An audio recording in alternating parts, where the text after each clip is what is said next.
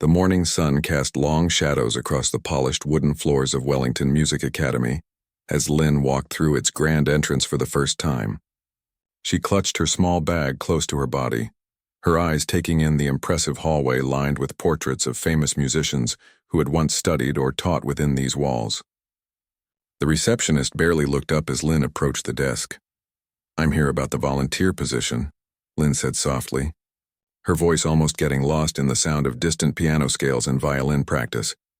The receptionist handed her a form with little interest. "Fill this out. Director's office is down the hall to the left." Lynn nodded politely and took a seat in the corner, carefully filling out the paperwork. At 52, she had left the space for previous musical experience mostly blank, writing only some basic piano in her neat handwriting. Her hands, with their long fingers and barely noticeable calluses, moved deliberately across the page. The Academy needed help with organizing their massive sheet music library and handling some office work during their busy season. Lynn had seen the notice in the community paper and felt drawn to it immediately. After years away from anything related to music, something inside her yearned to be close to it again, even if just organizing papers and answering phones. Director Reynolds was a tall man with silver hair and sharp eyes that seemed to look through people rather than at them. He glanced at her form briefly. "Not much music background, I see," he noted, peering at her over his reading glasses. "Just a little," Lynn replied with a small smile, "but I'm very organized and I learn quickly." The director nodded absently. "We're not looking for talent here, just reliability. The pay is minimal as it's mostly volunteer work." "That's fine," Lynn assured him. "I'm not here for the money." He looked slightly surprised at that but didn't question further. "You'll start in the library. Ms. Patel will show you around." And just like that, Lynn became part of the Wellington Music Academy. Not as she had once imagined in her youth, but present nonetheless. Ms. Patel, the head librarian, was a brisk woman in her 60s who took pride in the meticulous organization of the Academy's vast collection of music. "Some of these scores are over 100 years old," she explained as she showed Lynn around the library's back room. "They need careful handling. White cotton gloves for anything from before 1950.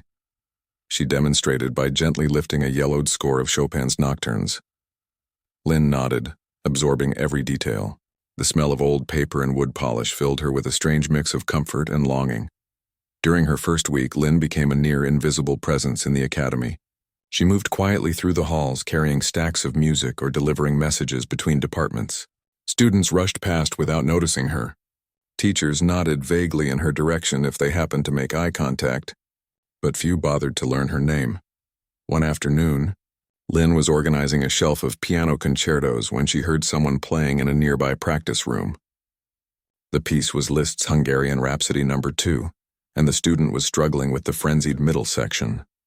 Lynn paused, her fingers hovering over the spine of a Mozart collection. The student hit a wrong note, then another, finally slamming his hands down in frustration. She heard a muffled curse, then the practice room door flew open. A young man stormed out, not even noticing Lynn as he passed. When the hall was empty again, Lynn glanced at the open practice room. The piano sat there, the sheet music still open on the stand. Without really thinking about it, she stepped inside and gently closed the door. The room was small, with sound-dampening panels on the walls and a beautiful upright piano. Lynn stood for a moment, just looking at the instrument. It had been so long. Her fingers twitched slightly at her side. Carefully, she set down the book she was carrying and sat on the bench. She didn't touch the keys, just positioned her hands above them, feeling the familiar posture settle into her bones.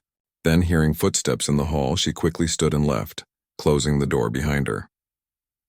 As the weeks passed, Lynn established a quiet routine. She arrived early each morning, before most of the students and faculty, and stayed late, often being the last to leave besides the night janitor, a kind older man named Frank who always had a friendly word for her. "You're putting in more hours than the paid staff," he commented one evening as Lynn finished reorganizing the contemporary music section. She smiled. "I like it here. It's peaceful," Frank shrugged. "Different strokes, I guess. All those demanding teachers and stressed-out students don't seem peaceful to me." Lynn laughed softly. "I suppose I don't really notice them much," and it was true. Lynn had perfected the art of blending into the background. She took her lunch alone in the small staff room, or sometimes in the courtyard when the weather was nice. She spoke when spoken to but rarely initiated conversation. The faculty began to rely on her efficiency without really acknowledging her presence. Professor Winters, the head of the piano department, was particularly dismissive. A former concert pianist himself, he carried an air of self-importance that seemed to fill any room he entered. He would leave piles of sheet music for Lynn to file without so much as a thank you, sometimes even while she was standing right there. These need to be organized by composer, then chronologically, he would say without looking at her, already turning to leave. And please be careful with the Beethoven sonatas. They're the new critical edition. Lynn would nod and set to work, her careful hands treating each score with reverence that went beyond simple professional care. Once, when Professor Winters had left particularly quickly, he failed to notice that he'd included a rare manuscript of a Rachmaninoff prelude among the papers. Lynn spotted it immediately and hurried after him. "Professor," she called softly, "I think this was mixed in by mistake." She held out the manuscript, careful not to touch the actual notation. He turned, surprised both by her voice and by his own oversight. For a moment he actually looked at her, really looked, and seemed about to say something more personal. But then another faculty member called his name and the moment passed. "Yes, well, thank you," he said briskly, taking the manuscript and walking away. Lynn continued to arrive early and stay late. Sometimes when the building was nearly empty, she would walk past the practice rooms and listen to the lingering echoes of the day's music. Occasionally, she would stop outside a particular room where a grand piano was kept.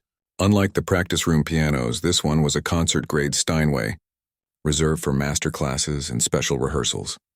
One evening, nearly 2 months after she had started at the academy, Lynn was about to leave when a thunderstorm broke out. The rain came down in sheets and she decided to wait it out rather than get soaked on her walk to the bus stop. The building was empty except for Frank, who was cleaning the second-floor classrooms. Lynn wandered down to the recital hall, where the door had been left unlocked. The space was dark except for the safety lights near the exits, casting a soft glow on the stage where a piano stood uncovered. Lynn stood in the doorway for a long moment, then slowly walked down the center aisle. The stage was elevated only slightly in the intimate recital space. Lynn climbed the 3 steps and approached the piano, a beautiful instrument with the lid closed. She ran her hand lightly over its polished surface, feeling the smooth wood beneath her fingertips. Glancing around the empty hall, Lynn carefully lifted the cover off the keys and sat down. She positioned her hands above the keys, taking a deep breath. Then very softly she began to play a simple Chopin prelude. The notes hung in the air of the empty hall, tentative at first, then growing more confident. It had been nearly 15 years since Lynn had played for anyone other than herself, in her tiny apartment on an old upright with felt-dampened strings so the neighbors wouldn't hear.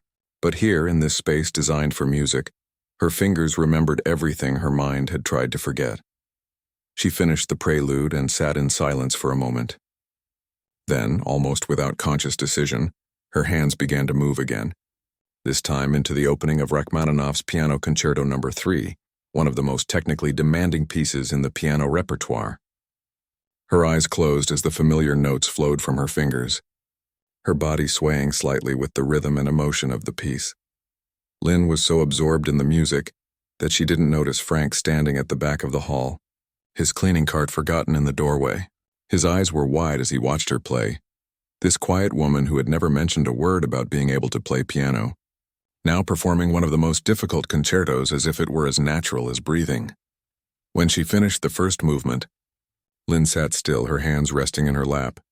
The final notes seemed to linger in the air around her. Then she heard a sound, soft clapping from the back of the hall. Her eyes flew open and she stood up quickly, her face flushing with embarrassment. "I'm sorry," she said, hurriedly closing the piano cover. "I shouldn't have—" "That was incredible," Frank said, walking down the aisle toward the stage. "I've been working here for 12 years and I've never heard anyone play that piece like that. Not even the professors." Lynn shook her head, already backing away from the piano. "Please don't mention this to anyone. It was just... Frank looked at her with confusion. "Why would you keep that kind of talent a secret? You play like a professional." Lynn gathered her coat and bag, her hands trembling slightly. "The rain has stopped. I should go." As she hurried past him, Frank gently caught her arm. I won't say anything if you don't want me to. But I don't understand. Lynn looked at him, then away. It's complicated. Music and we have a difficult history. Frank nodded slowly and released her arm. Your secret's safe with me. But whatever happened in the past, that kind of gift shouldn't stay buried forever. Lynn gave him a sad smile. Sometimes gifts come with too high a price. She paused at the door. Thank you, Frank. Good night. As she walked to the bus stop, the notes of Rachmaninoff still echoed in her mind, along with memories she had spent years trying to forget.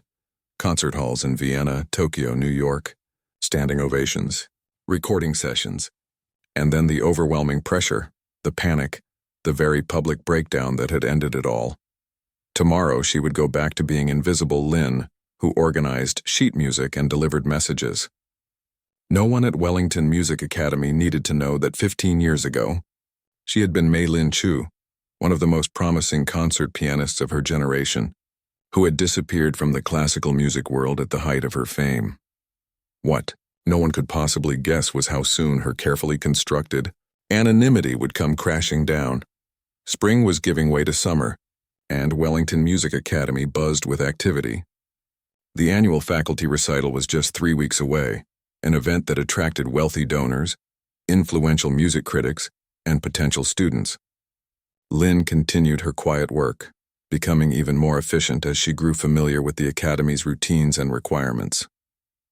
One morning, she arrived to find the faculty lounge in chaos.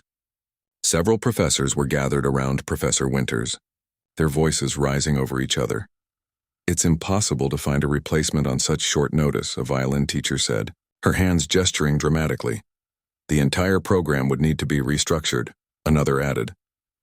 Professor Winters ran a hand through his thinning hair. Chen Li was our headliner. The publicity has all gone out featuring him performing the Rachmaninoff. Half the tickets were sold on his name alone. Director Reynolds paced the small room. Perhaps we could postpone. Impossible, cut in the marketing director. The hall is booked solid through summer, and the donors have made their travel arrangements. We'd lose their support entirely. Lynn moved quietly around them, collecting empty coffee cups and straightening the scattered papers, trying to remain invisible as always. What exactly did his doctor say? Asked a younger piano instructor. Professor Winters sighed. Severe tendonitis in both wrists. He's been pushing himself too hard for months, apparently. He needs complete rest for at least 6 weeks or risk permanent damage. What about Walter Grant? Could we bring him in as a replacement? Suggested someone. On tour in Asia. Maria Devereaux, booked for a festival in Italy. The discussion went back and forth, each suggestion met with an obstacle. Lynn kept her eyes down, focusing on wiping coffee rings from the table, but her ears caught every word. The Rachmaninoff Piano Concerto No. 3, the very piece she had played in the empty recital hall weeks ago. What about a student? Director Reynolds asked, desperation creeping into his voice. Professor Winters scoffed. None of our current students could handle that piece at a professional level. It's one of the most technically demanding concertos ever written. It would be a disaster. Lynn gathered the last of the cups and began to slip out of the room when Director Reynolds suddenly looked up, noticing her for perhaps the first time. You, he said, causing Lynn to freeze in the doorway. You're around the practice rooms all the time. Have you heard any of the advanced students playing Rachmaninoff? All eyes turned to her. Lynn felt her heart rate quicken. I don't think so, sir. Do you play any instrument yourself? The marketing director asked, more out of desperation than actual interest. Lynn hesitated. A little piano, she said softly. Nothing worth mentioning. Professor Winters gave a dismissive wave. We need a concert pianist, not a hobbyist. He turned back to the group. I could perform something else instead, but it won't have the same draw as the Rachmaninoff. We need something spectacular to impress the donors. Lynn slipped out of the room, her heart still racing. That evening, she stayed later than usual, organizing the concert programs from previous years. As the building emptied, she found herself drawn once again to the recital hall. The piano stood waiting on the stage just as before. This time, Lynn didn't hesitate. She sat at the bench and began to play the Rachmaninoff from memory, losing herself in the complex emotions of the piece. When she finished the first movement, she was startled by slow clapping from the doorway. Frank stood there, a knowing smile on his face. Still amazing, he said, walking down the aisle. You know they're in a panic about finding someone to play that exact piece for the recital. Lynn closed the piano cover. I heard. Frank leaned against the stage.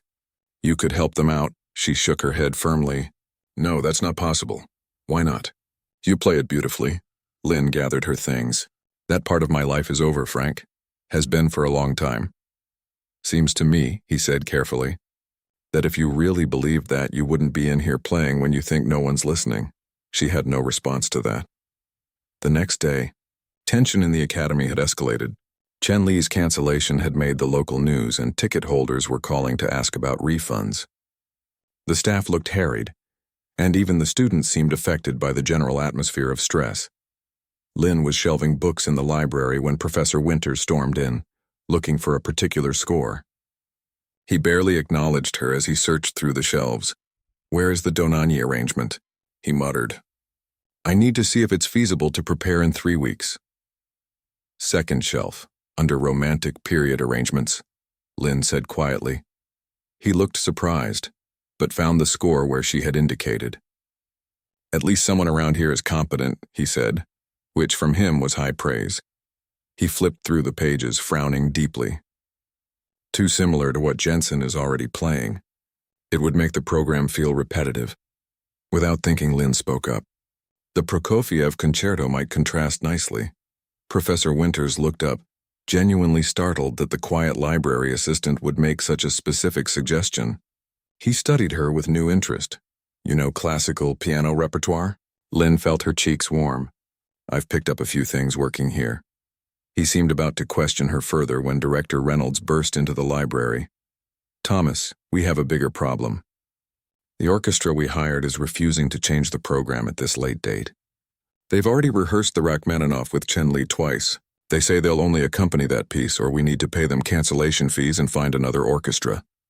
Professor Winters slammed the score shut. That's outrageous. We have a force majeure situation here. Their contract is airtight. I just spent an hour with our lawyer. The two men continued their heated discussion. Forgetting Lynn's presence entirely, she reshelved a few more books, then quietly excused herself to deliver some paperwork to the administrative office. Throughout the day, she overheard snippets of panicked conversations. The recital was the Academy's most important annual event, not just for fundraising but for its reputation in the competitive world of music education. That afternoon, Lynn was called to Director Reynolds' office.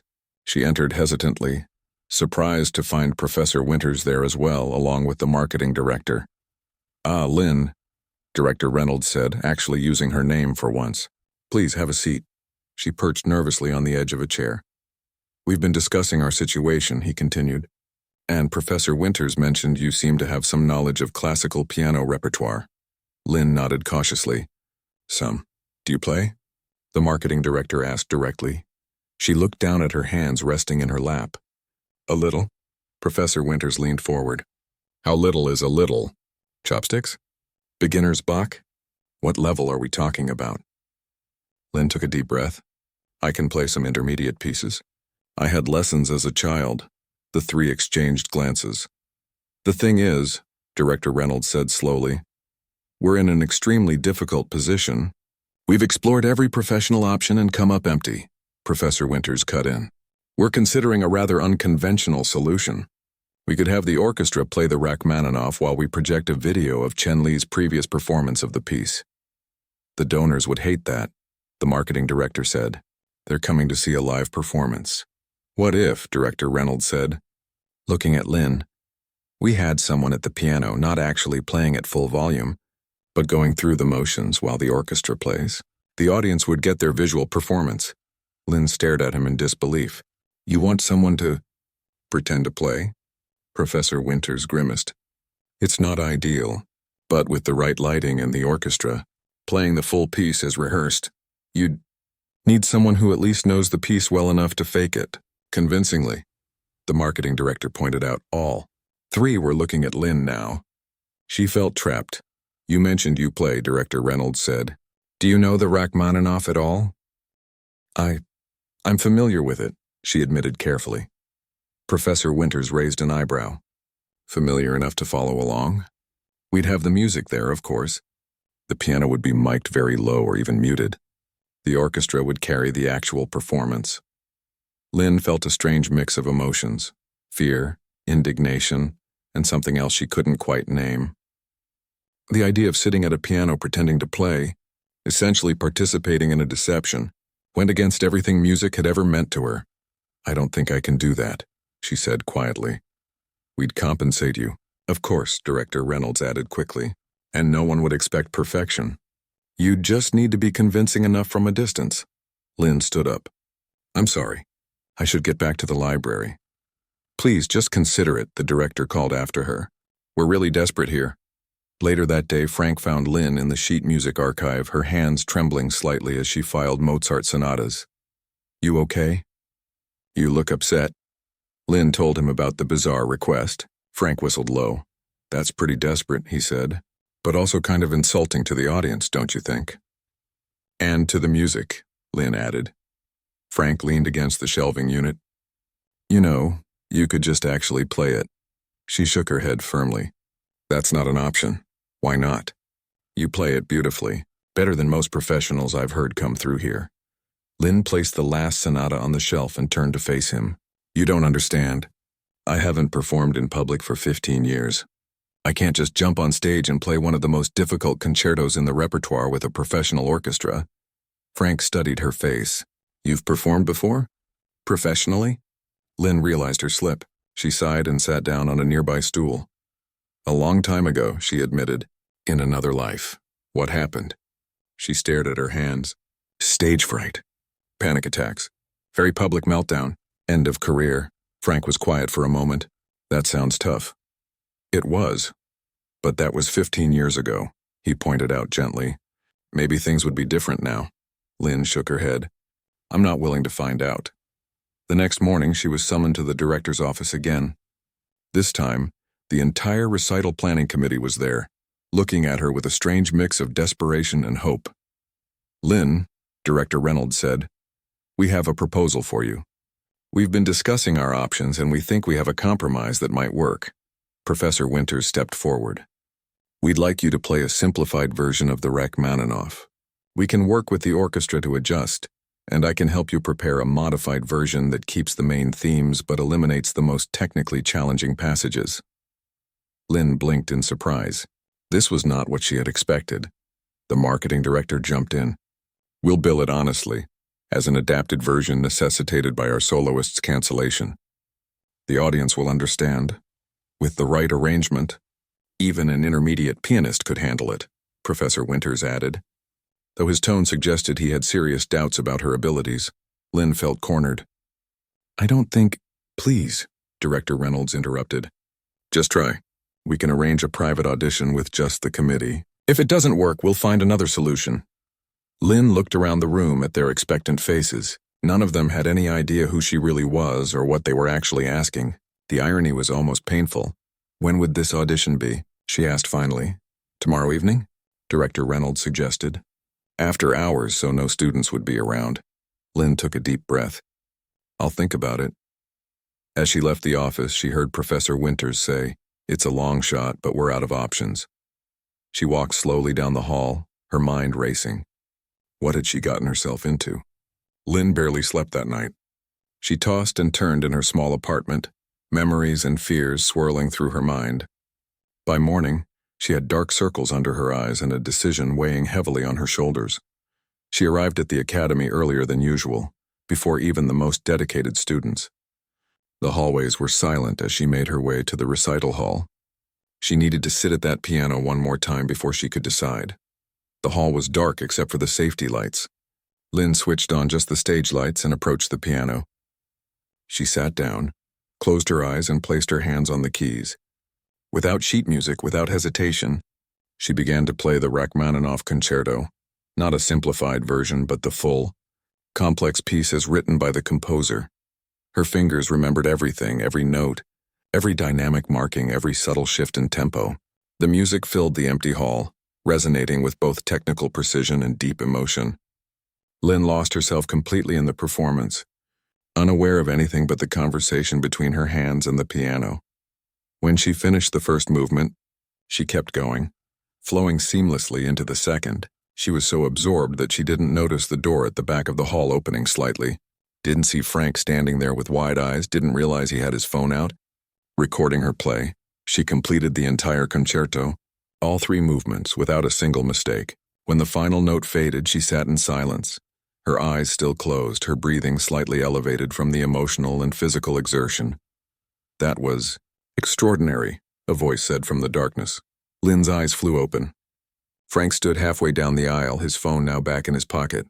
"How long have you been there?" she asked, her voice barely above a whisper. "Long enough," he replied, walking toward the stage. "Lynn, that wasn't a little piano. That was world-class playing." She closed the piano lid gently. "It doesn't matter." "It does matter.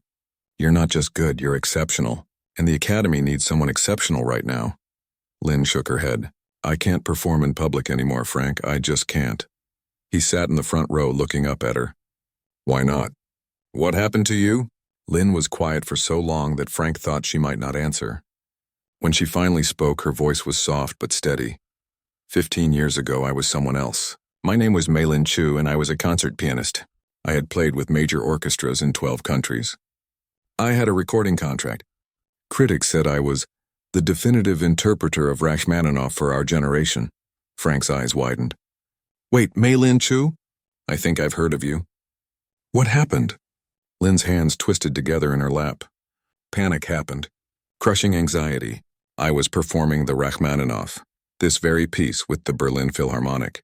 It was being broadcast live. The hall was full. And in the middle of the first movement, I just froze.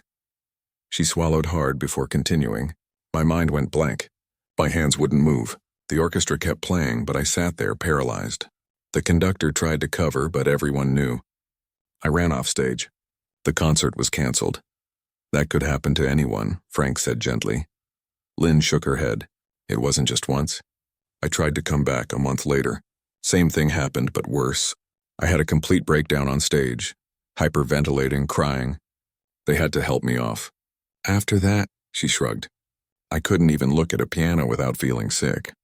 My career was over." Frank was quiet for a moment. "But you're playing now. Alone. Or when I think I'm alone," she corrected with a small smile. "It took me 5 years before I could touch a piano again. Another 5 before I could play anything challenging. I've slowly made peace with music, but only in private. And now they're asking you to perform in public again." "A simplified version," Lynn said, "which is almost worse than not playing at all. But even that, the thought of an audience watching me," she shuddered. "I don't think I can do it." Frank leaned forward. "What if you tried? Not the simplified version. That would be insulting to your talent. But the real piece, just in the audition with the committee. See how it feels?" Lynn stood and gathered her bag. "I need to think." Throughout the morning, Lynn went through her usual tasks mechanically, her mind elsewhere. Around noon, Professor Winters found her in the library.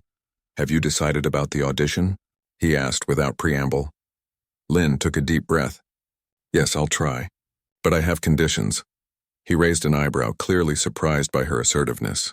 "What conditions?" "The audition will be just you and Director Reynolds. No one else.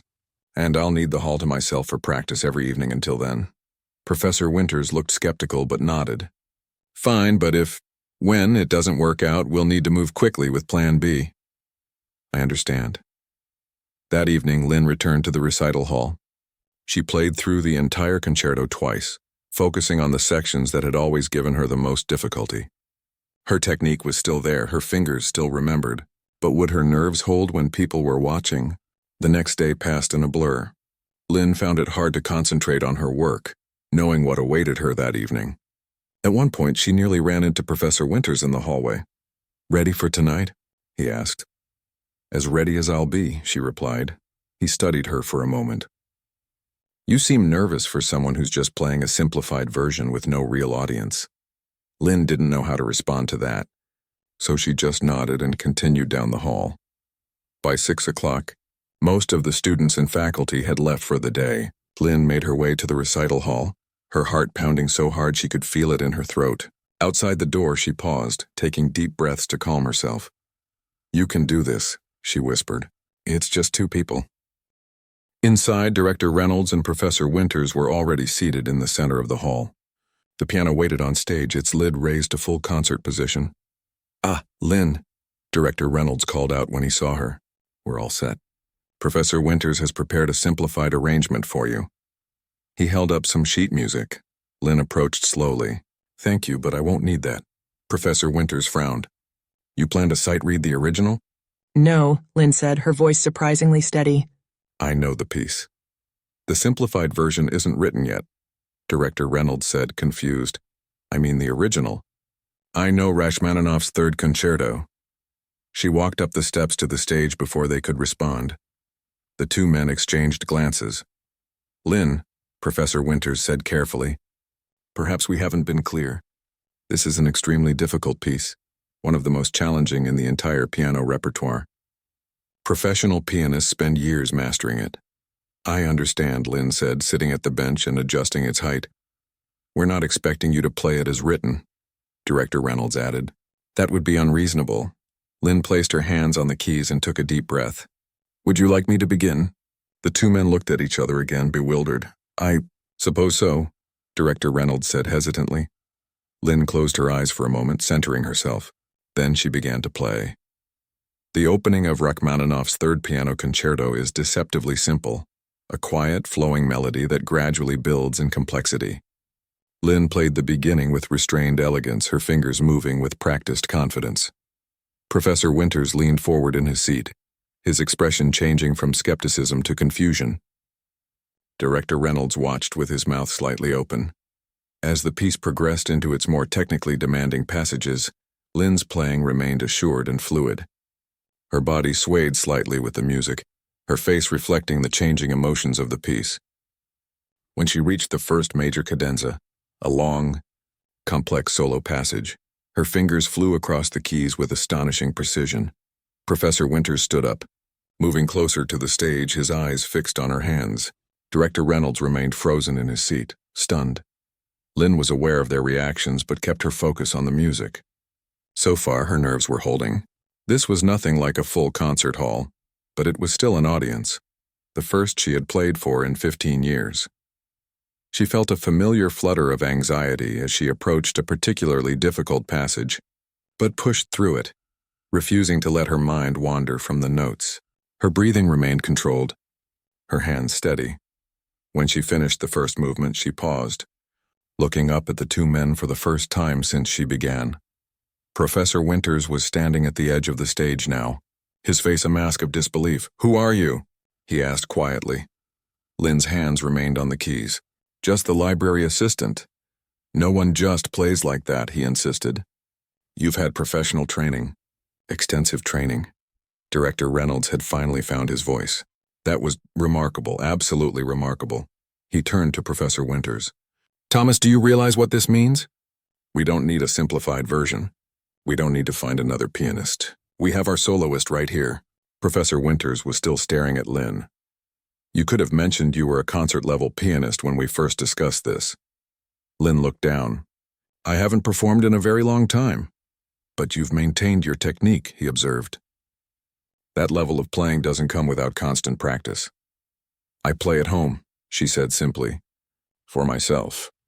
Director Reynolds was practically bouncing with excitement. "This solves everything.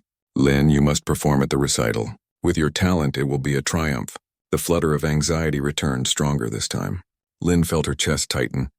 "I don't think that's a good idea." "But you just played beautifully," Director Reynolds argued.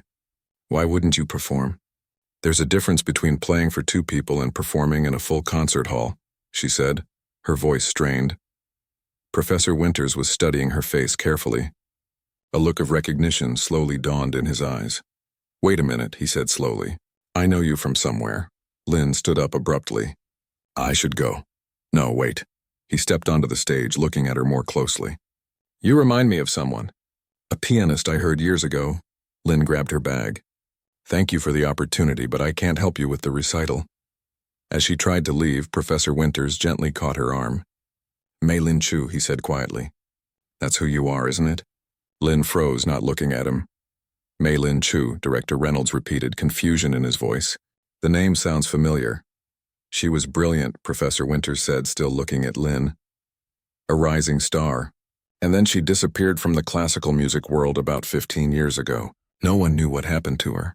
Lynn finally met his gaze. Now you do. But why, he asked.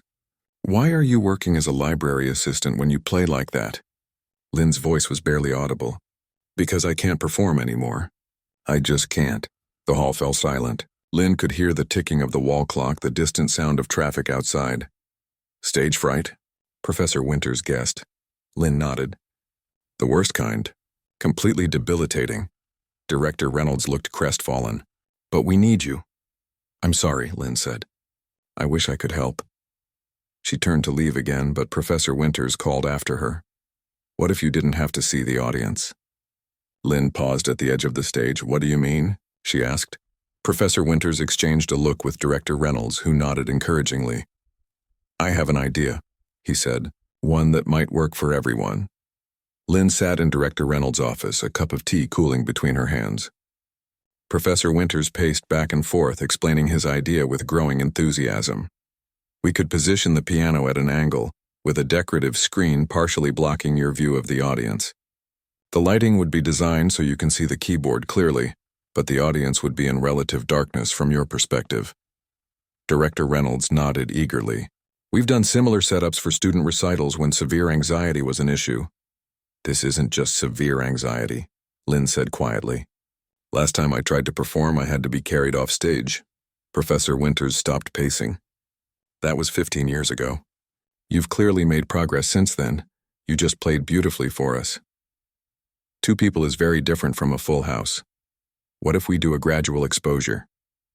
Director Reynolds suggested. We start with just a few people in the audience, faculty members who understand the situation. Then we add more people each time, building up your confidence. Lynn stared into her tea.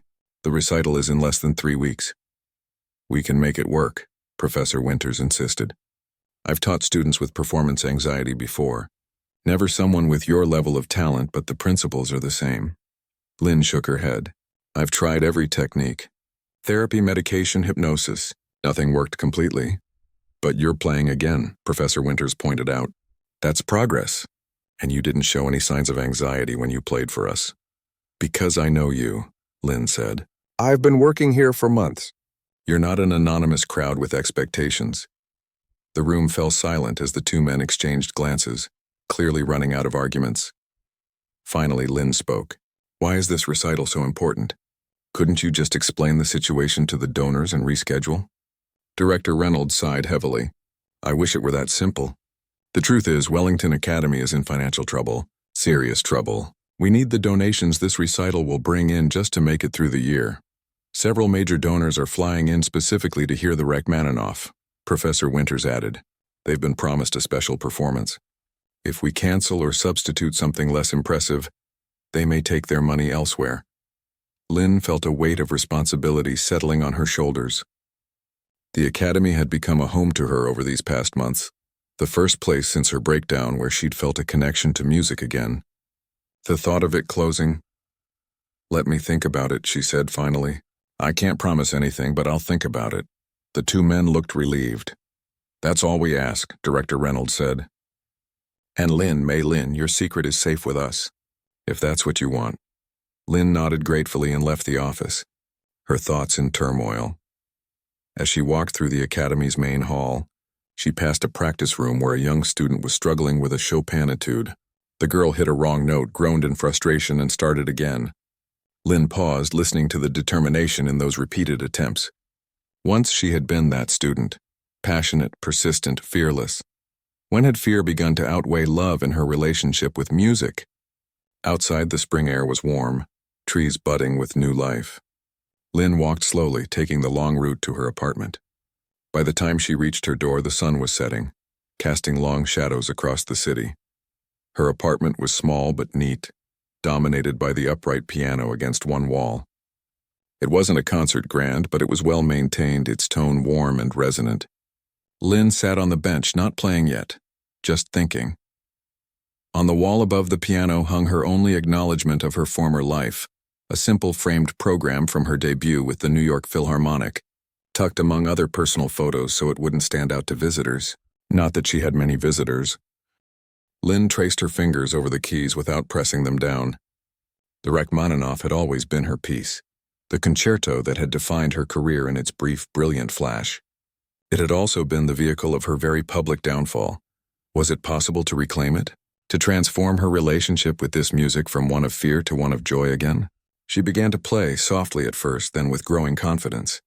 Not the Rachmaninoff this time, but a gentler piece. A Debussy prelude that had always calmed her nerves before performances. As the familiar notes filled her small living room, Lynn closed her eyes and let herself remember what it had felt like before the panic had taken over. The pure joy of sharing music with an audience, of bringing a composer's vision to life. By the time she finished playing, her decision was made. The next morning she arrived at the academy earlier than usual. Professor Winters was already there, preparing for his first class. "I'll do it," Lynn said without preamble as she entered his office. He looked up, surprise and relief washing over his face. "You will?" "With conditions," she added quickly. "I want to try your idea with the screen and the lighting. I want to rehearse in the hall with the full setup before making a final commitment, and no one else can know who I am. I'll be listed in the program simply as Lynn." Professor Winters stood and extended his hand. "Agreed to all conditions. And thank you." Lynn shook his hand, a mixture of dread and determination settling in her stomach. Over the next few days, word spread through the academy that a solution had been found for the recital crisis. A pianist named Lynn would perform the Rachmaninoff. Students and faculty alike were curious, but Lynn kept a low profile, continuing her library duties as if nothing had changed. After hours, she worked with Professor Winters and a small technical crew to create the perfect stage setup. A beautifully carved wooden screen was positioned to partially block her view of the audience. Special lighting was installed that would keep the seating area dim from her perspective while ensuring she could see the keyboard and conductor clearly. "This is actually quite elegant," the stage designer remarked. "It creates an intimate atmosphere, like the audience is privileged to glimpse a private performance." Lynn practiced in the hall every evening, first alone, then with Professor Winters present, then with a small group of faculty members who had been sworn to secrecy about her identity. Each time she felt the flutter of anxiety, but it remained manageable, a hummingbird's wings rather than an eagle's. 10 days before the recital, the orchestra arrived for their first rehearsal with Lynn. The conductor, a distinguished older man named Volkov, had been told only that the replacement pianist was very capable but preferred privacy. The musicians set up on stage, tuning their instruments and chatting among themselves. Lynn waited in a small room off stage, her hands cold despite the warm spring day. When Director Reynolds came to get her, she took a deep breath and followed him. As she stepped onto the stage, conversations hushed. The musicians looked at her with curiosity. She was dressed simply in black pants and a plain blouse, her hair pulled back neatly. Nothing about her appearance suggested world-class concert pianist. Lynn took her place at the piano, adjusting the bench height. From her position, she could see the orchestra clearly, but only the front row of seats in the hall, currently empty except for Professor Winters. Conductor Volkov approached and introduced himself. "Welcome. Ms. Lynn, I understand you've stepped in at the last minute. Very brave of you." His accent was faintly Eastern European, his manner formal but kind. "Thank you for being flexible," she replied softly. He studied her for a moment. "Shall we begin with a run-through just to see where we are?" "Don't worry about perfection. This is just to get a feel for each other's interpretation." Lynn nodded, placing her hands on the keys. She could feel the orchestra's skepticism. Who was this unknown woman who presumed to play one of the most demanding concertos in the repertoire? Volkov raised his baton, gave the preparatory beats, and the orchestra began the opening of the Rachmaninoff. Lynn joined with the piano's entrance, her fingers finding the familiar notes with ease. As she played, she felt a shift in the energy behind her. The initial skepticism from the orchestra was giving way to surprise, then appreciation. By the time they reached the first major cadenza, the extended solo passage where the piano takes center stage, the musicians were watching her with undisguised amazement. Lynn lost herself in the music, barely aware of her surroundings. When they reached the end of the first movement, there was a moment of silence. Then the orchestra members began to tap their bows against their stands, the classical musician's version of applause during a rehearsal. Conductor Volkov was looking at her with new respect. "You play this piece as if you were born to it," he said. "We are fortunate to have found you." The rehearsal continued with occasional stops to coordinate tempos or discuss interpretation. Lynn found herself speaking up more than she had expected, sharing her understanding of the piece with confidence. "In this passage," she explained at one point, "Rachmaninoff is creating a dialogue between the piano and the cellos. It should feel like a conversation, not a competition." The principal cellist nodded, clearly impressed by her insight. By the end of the rehearsal, the atmosphere had completely transformed. The orchestra, which had arrived expecting to carry an amateur through a simplified version, was now energized by the prospect of performing with a pianist of exceptional ability. As the musicians packed up their instruments, many came to the piano to introduce themselves and express their appreciation. Lynn responded politely but briefly, still uncomfortable with being the center of attention. After everyone had left, Professor Winters approached the stage. "That was remarkable," he said. "How did it feel?" Lynn considered the question. "Better than I expected. The screen helps.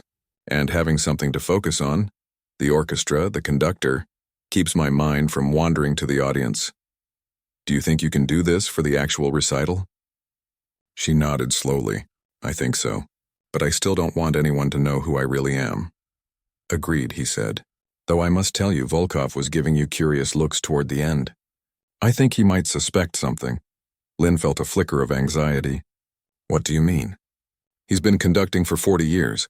He's worked with all the great pianists. It wouldn't surprise me if he had heard Mei Lin Chu perform at some point." The thought was unsettling, but Lynn pushed it aside. As long as he keeps it to himself, it doesn't matter. Over the next week, Lynn divided her time between her regular duties and rehearsals. The dual life was exhausting but also strangely exhilarating. For the first time in 15 years, she was reconnecting with the part of herself she had thought was lost forever. Word had spread through the music community about the mysterious pianist who would be performing the Rachmaninoff. Ticket sales, which had slumped after Chen Li's cancellation, suddenly surged. The recital was now completely sold out. 3 days before the performance, Director Reynolds called Lynn into his office. Professor Winters was already there, along with the marketing director. "We have a situation," Director Reynolds said. Lynn felt her heart rate quicken. "What kind of situation?" "The music critic from the Boston Globe is coming to the recital. He's doing a feature on how conservatories handle last-minute crises." "That's not necessarily a problem," Lynn said cautiously. "The critic is Robert Chen," Professor Winters added. Lynn felt the blood drain from her face. Robert Chen had been the most prominent critic in attendance at her final disastrous performance 15 years ago. His scathing review had been picked up by wire services and reprinted around the world.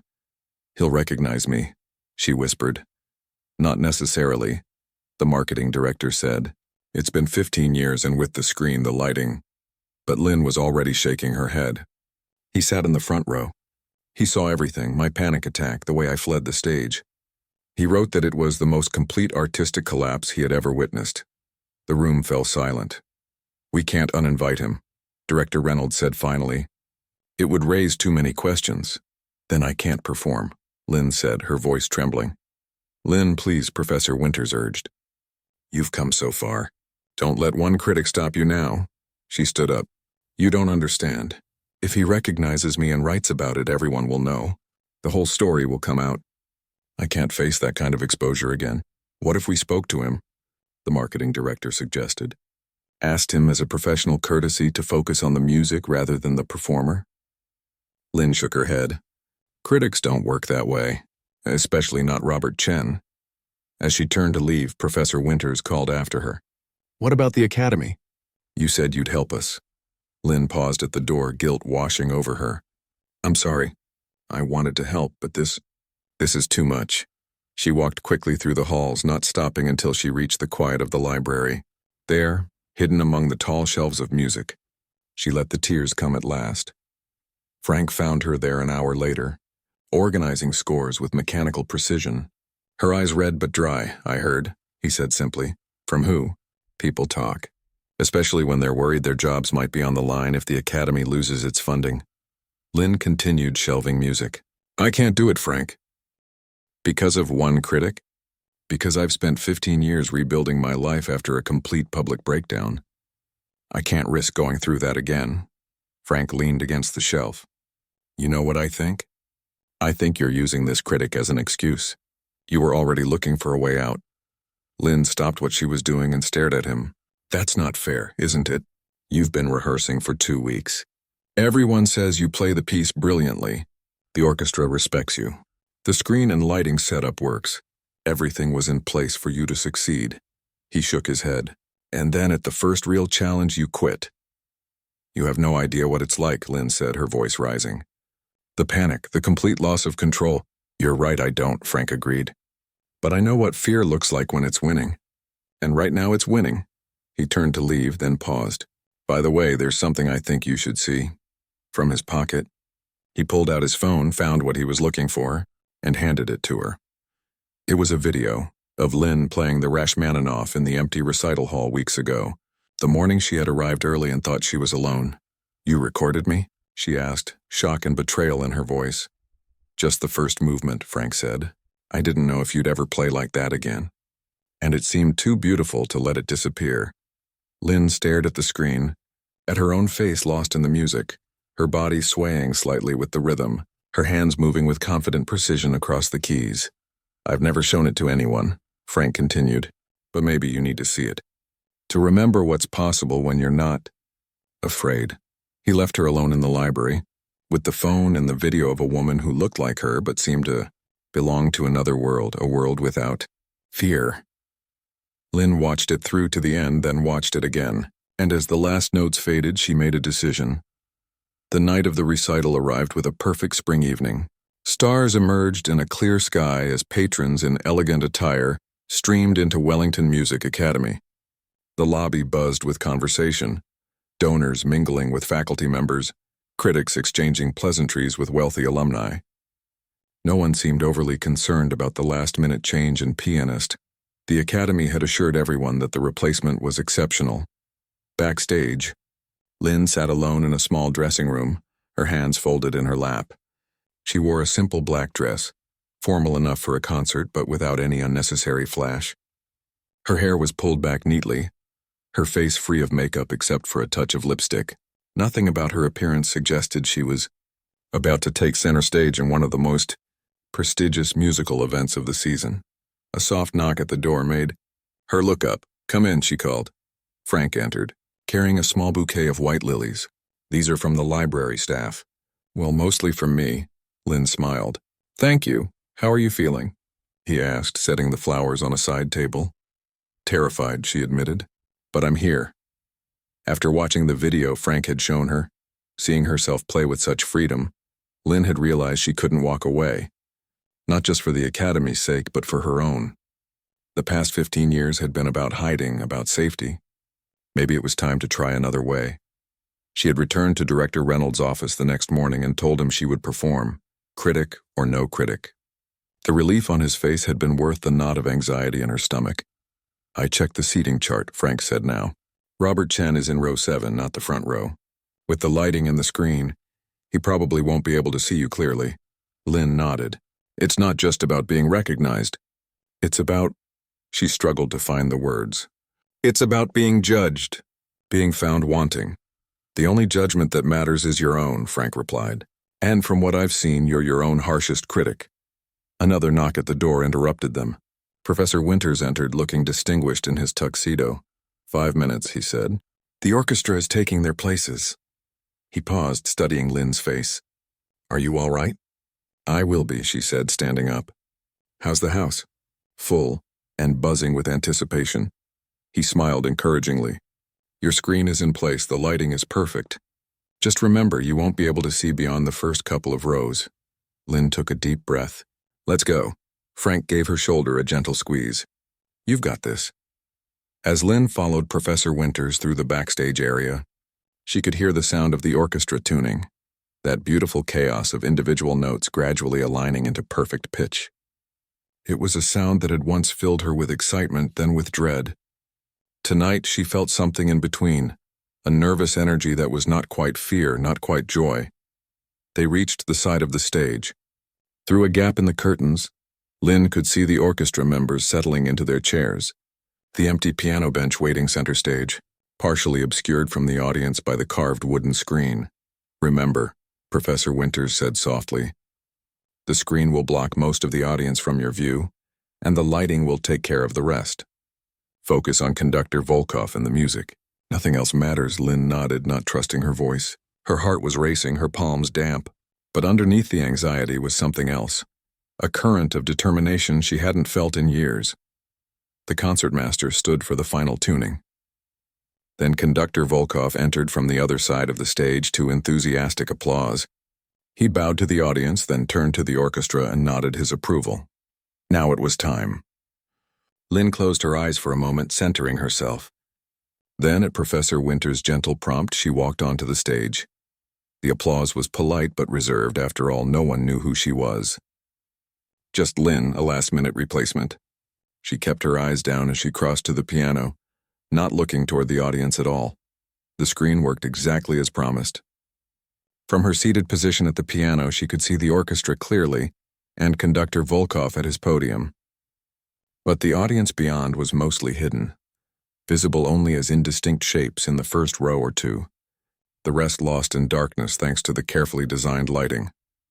Lynn adjusted the bench, placed her hands in her lap, and nodded to Volkov that she was ready.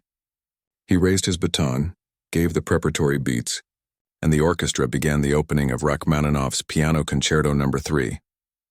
The first notes from the orchestra washed over Lynn like a wave, familiar and strangely comforting. When it came time for her entrance, that deceptively simple melody that opens the piano part, her fingers found the keys with the certainty of long practice.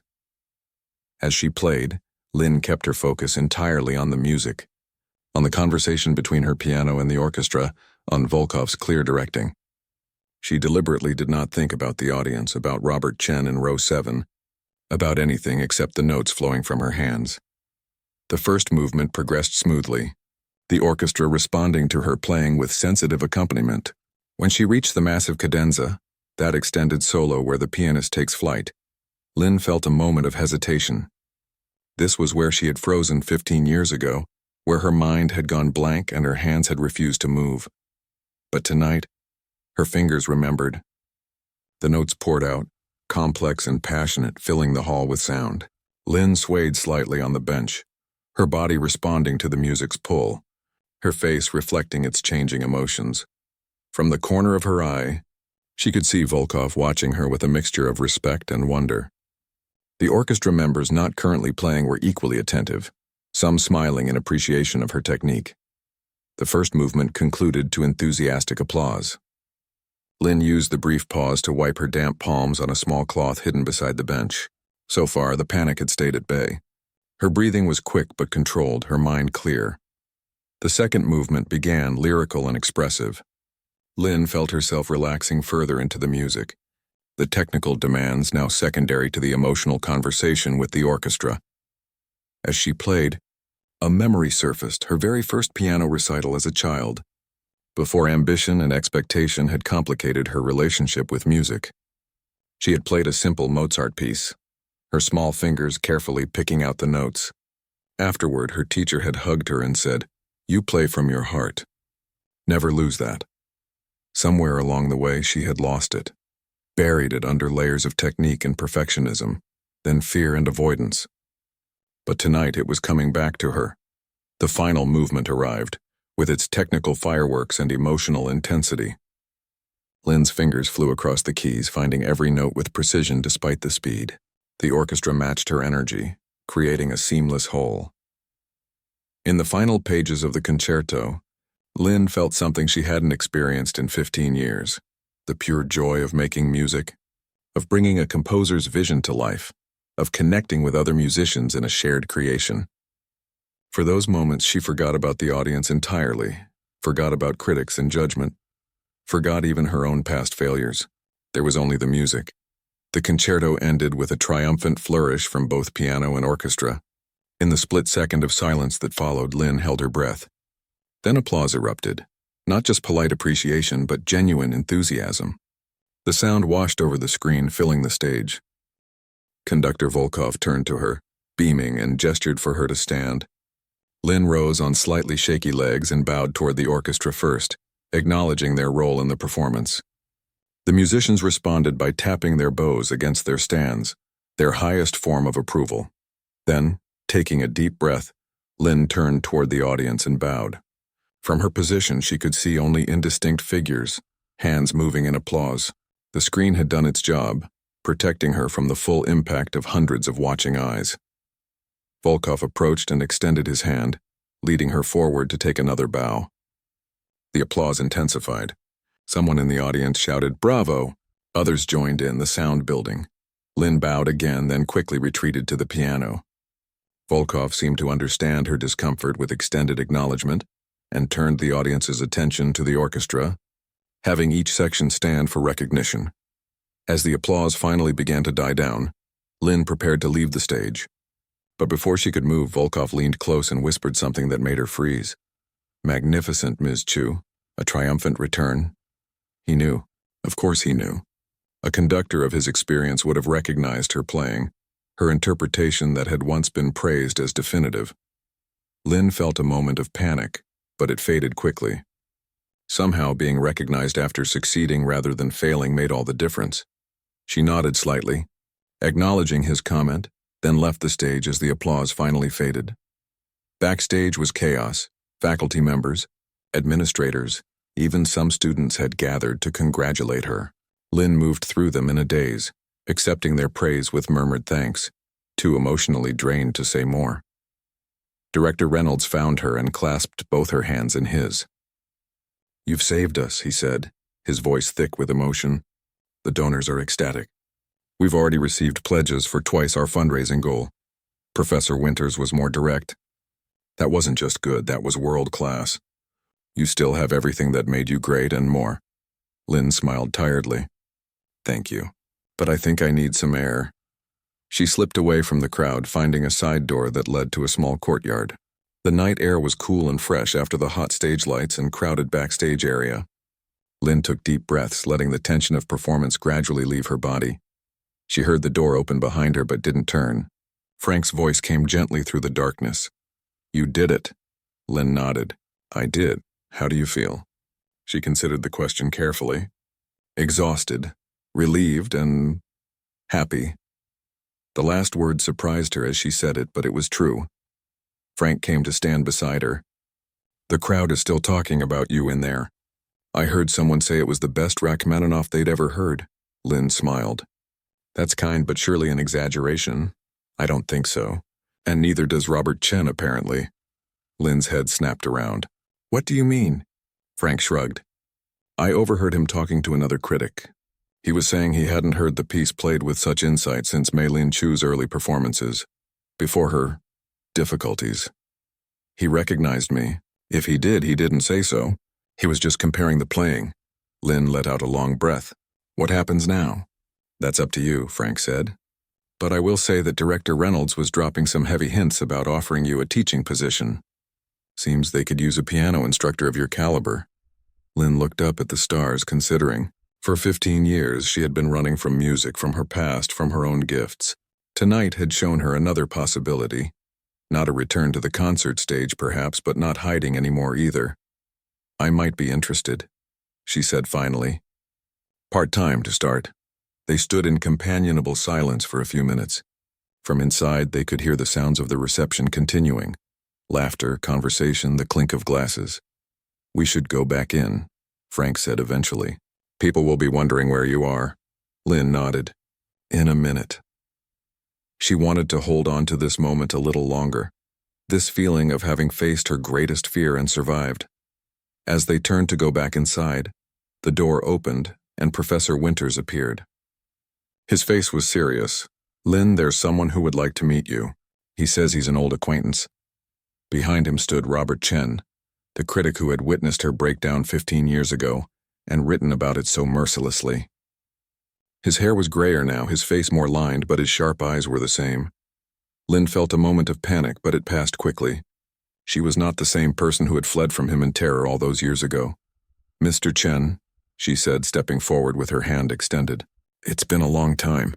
He took her hand, his expression unreadable. Miss Chu, your performance tonight was remarkable. Thank you, she said simply.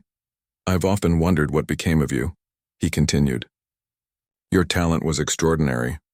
Is extraordinary, Frank corrected quietly. Chen acknowledged the point with a slight nod. Indeed, Miss Chu, I wonder if I might have a few minutes of your time? I find myself in the unusual position of wanting to revise certain opinions I've expressed in the past.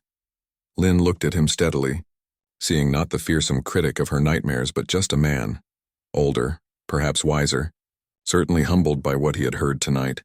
I think I'd like that, she said, and realized with some surprise that it was true.